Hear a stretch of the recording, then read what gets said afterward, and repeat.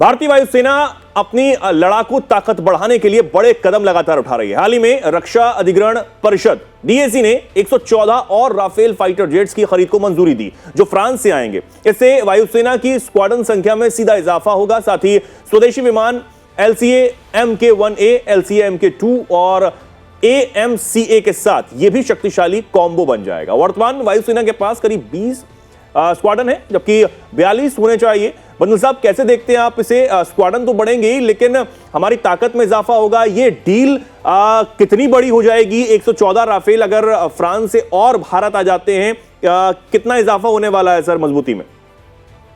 देखिए, अगर आप इसको पूरे से देखें तो अभी जो फाइनेंशियल ईयर जो बजट पेश हुआ है उसके अंदर में जो है एक बढ़ा करके जो डिफेंस का बजट बढ़ा है, जो पहले करीब $75 बिलियन था, उसको मिला करके करीब 86 या $10 बिलियन के करीब बढ़ा दिया गया है।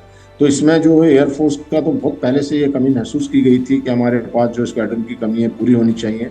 ये अच्छी बात है जो पूरी हो रही है। उसमें आपको ये भी देखना पड़ेगा कि आज की तारीख में हालांकि तीनों सेनाओं का अहमियत है, आर्मी, नेवी, एयरफोर्स सभी की अहमियत है, लेकिन ज़्यादातर जो युद्ध हैं वो होते हैं मोस्टली जो एयर होते हैं, और उसके साथ साथ अगर आप एयर के साथ में नेवी को भी लें तो नेवी के साथ में भी एयर का काफ़ी रोल रहता है। एयरफोर्स का जितने एयरफोर्स कैरियर हैं, जो एयरक्राफ्ट कैरियर हैं, उन पे एयरक्राफ्ट होते हैं और वो एयरक्राफ्ट जो हैं जाकर के किसी भी देश पर अटैक करते हैं। बिल्कुल। तो इन सब बातों को देखते हुए तो भारत ने बहुत अच्छा कदम उठाया और हमारी शक्ति बड़ी अच्छी बात है, बढ़नी भी चाहिए। पहले हमारे जो है 2 ही एडवर्सरी थे, पाकिस्तान था, चाइना था।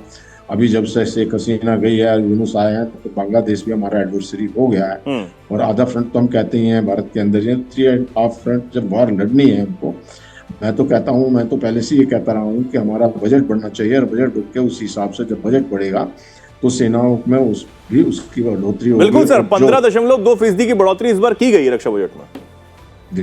तो अब जो इसके साथ साथ में जो हमारा एक आत्मनिर्भर भारत की बात है, उसमें भी बहुत जरूरी है, क्योंकि उससे भी हमारी शक्ति बढ़ेगी। तो इन सब बातों को देखते हुए ये एक अच्छा कदम है, और ये निरंतर जो चल रहा है कि इसमें भारत में आप एयरफोर्स ले लीजिए, नेवी के भी काफ़ी जो बढ़ोतरी हुई है, सबमरीन ले लीजिए, डेस्ट्रॉयर ले लीजिए और फ्रिगेट ले लीजिए इनका, और एयरक्राफ्ट कैरियर जो है अभी विक्रमादित्य कुछ दिन पहले ही उसको था, अभी 2 हो गए, हमारे पास 3 करने वाले हैं। तो इस प्रकार से देखते हुए भारत जो है अपनी आर्म फोर्सेस को काफ़ी सुदृढ़ बना रहा है, जिससे कि वो आने वाले जो किसी भी चैलेंज को फेस कर सके। बिल्कुल सर, 114 राफेल के साथ स्काल्प मिसाइलों की बात भी हो रही है कि और स्काल्प मिसाइलें जिन्होंने ऑपरेशन सिंदूर में एक बड़ा रोल निभाया था, पाकिस्तान में जो है तबाही मचाने का काम किया था, वो मिसाइलें भी आ जाएंगी। तो उससे कहीं ना कहीं बहुत मजबूती जो है, बहुत बल जो है वो मिलने वाला है सेनाओं को। और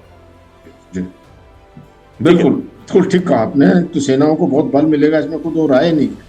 और होना, मैं ये कह रहा हूँ कि हमें फिर भी देखिए अभी क्या है कि चाइना है जो हमारा एडवर्सरी है, उसका जो बजट $300 बिलियन हमसे काफी ज्यादा है, और तो इसलिए हमको भी अपना बजट बढ़ाने की आवश्यकता है, जो बढ़ा है और आगे भी बढ़ता रहेगा, बढ़ना चाहिए। उसके साथ साथ में जो अपनी एयरफोर्स, नेवी और आर्मी तीनों को ही मजबूत करना है।